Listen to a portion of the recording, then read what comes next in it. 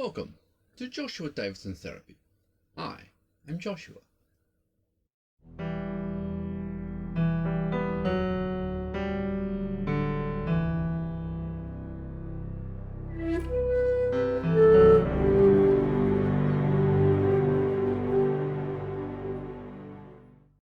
Previously, we talked about how evolution required diversity within a species to be strong and robust.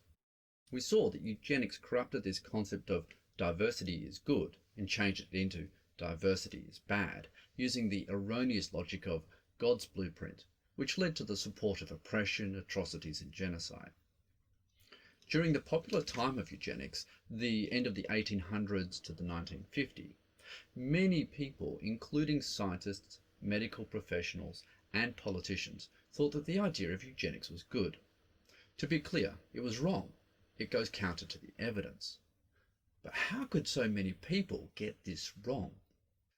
We have learned a lot since that era about human prejudices and how if information that we are given aligns with our personal or cultural bias, we accept it with less rigorous diligence than if the idea goes against our bias. As eugenics aligned with the general belief at the time that different races were less good and less human, it was an idea that was not examined well for accuracy.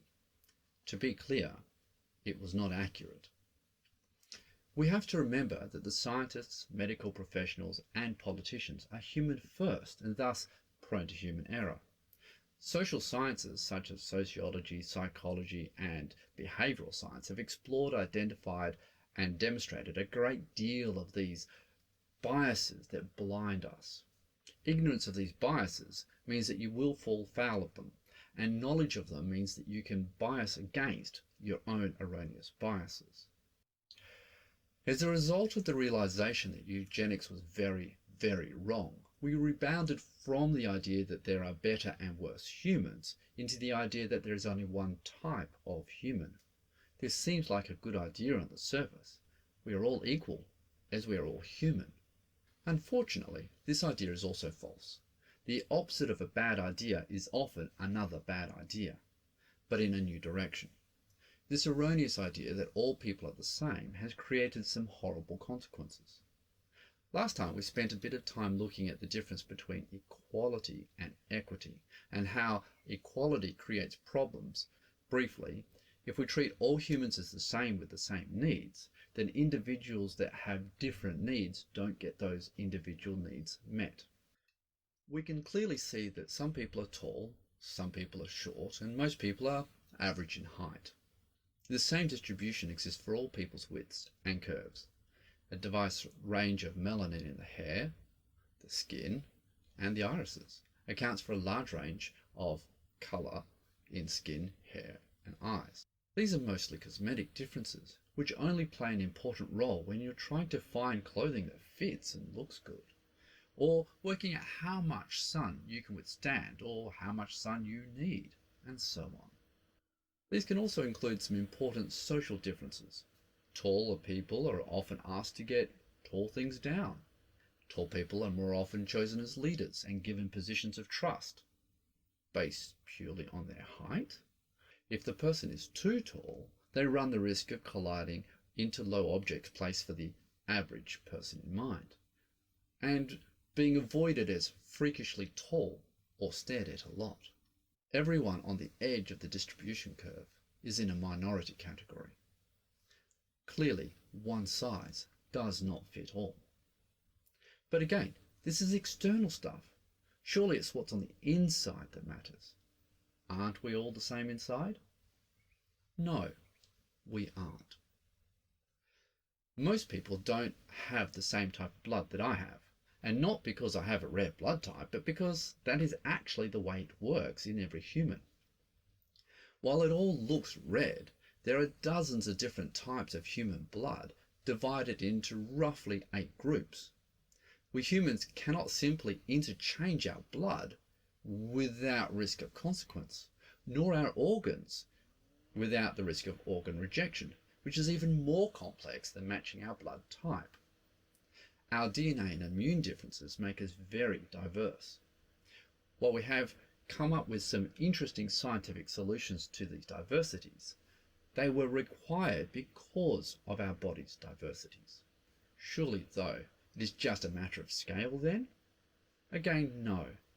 For example, half the population are not born with ovaries.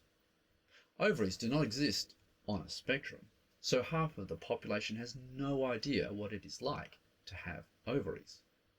While we have roughly the same kinds of organs in the same locations, they are not the same, and not all organs work as efficiently for all purposes.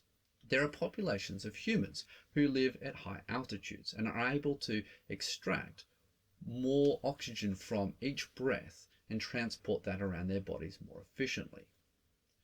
This high altitude tolerance has evolved at least 3 different times in human subgroups in 3 different ways in 3 different areas. This difference is important because it isn't a recessive trait that became dominant again. It is 3 different variations evolved to manage the same problem, but in different ways. As has been stated before, roughly half of the population has ovaries, and the other half does not. Most medications are tested on the population that does not have ovaries.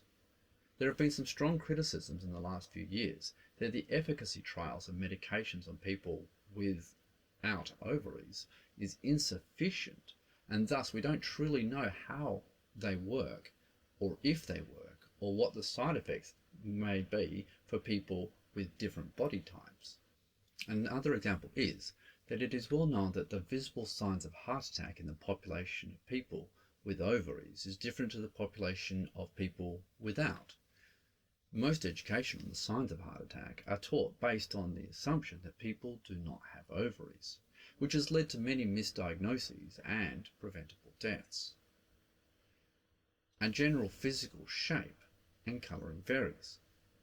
Our internal systems vary, and our brains vary. Look around at your friends. Because they are your friends, there will be a certain commonality amongst them compared to everyone else. However, even amongst a group of friends, there will be a large range of preferences and behavioural differences. If we all have the same brain, why is it that there is so much variation in what we prefer and how we behave? Because we are all different.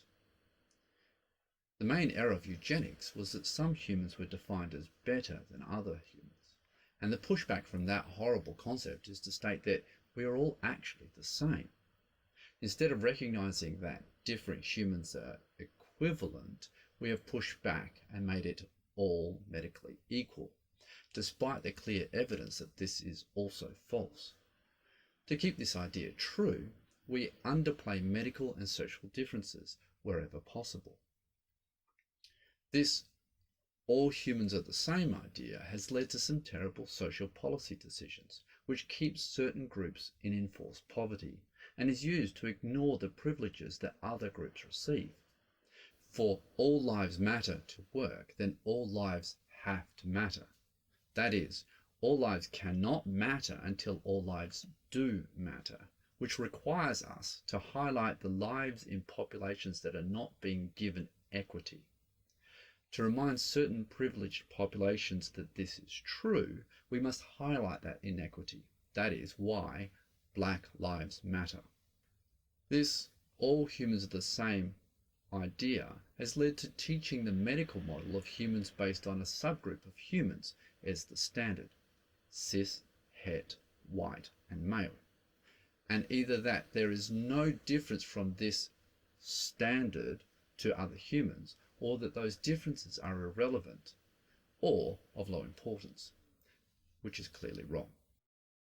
This is not to say that all of medical science is bad. That would be another example of the opposite of a bad idea is another bad idea.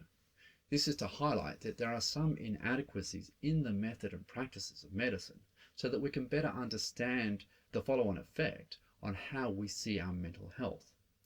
Hopefully, it might also empower you to ask more questions about your own specific health if you are not cis, het, white, and male. A consequence to applying this one-size-fits-all is normal model is defining human minds as either normal or atypical, when the reality is actually far more complex.